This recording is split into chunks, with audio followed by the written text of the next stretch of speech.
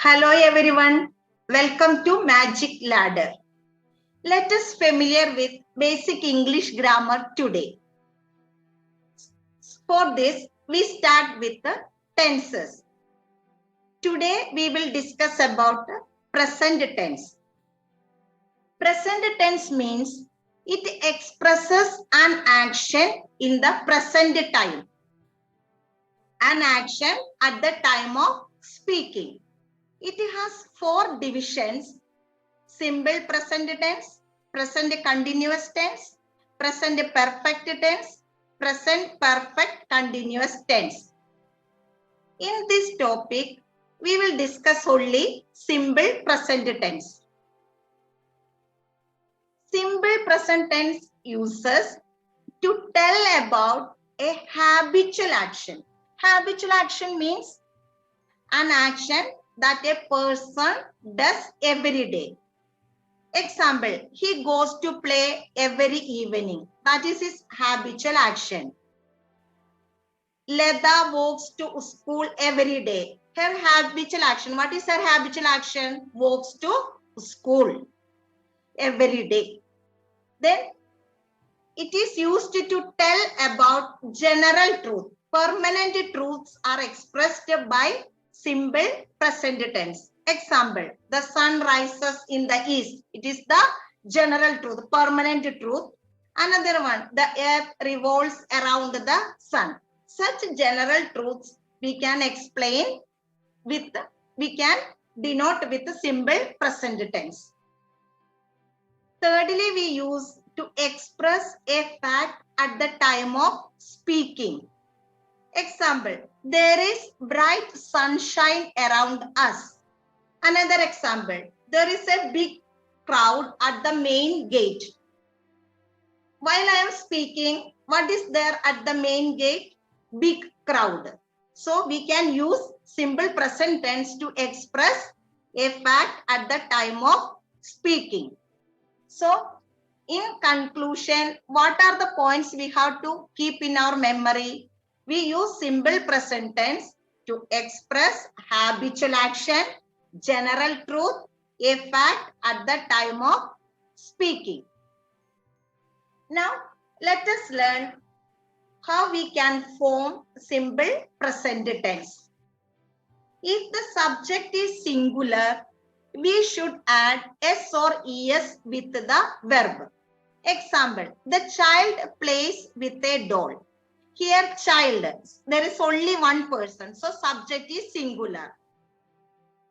What is the verb in this sentence? Play. As the subject is singular, we add yes with the original form of the verb. So, the child plays with a doll. If the subject is plural, we use only the original form of the verb. No need to add anything with the verb. Example, the children play with a ball. Children, more than one person. The subject is plural. So there is only original form of the verb. What we have to keep in our mind? If the subject is singular, we should add s or es with the original form of the verb. And if the subject is plural, use only the original form of the verb. To understand clearly, here are some exercises. First question, birds dash in the sky. Options, fly, flies. We know birds. That means more than one. It is plural. So we have to use only the original form of the verb. What is the original form? Fly. So what is the correct answer? Fly. Second question, Rohan dash to school. Options, walk, walks. Here, Rohan, how many person? Only one person. So we have to add, what the rule we have learned? To add s or es with the original form of the verb. So we can add yes. So what is the correct answer? Rohan walks to school. Third question, Manu and Venu dash in the pool on weekends. Options, swim, swims.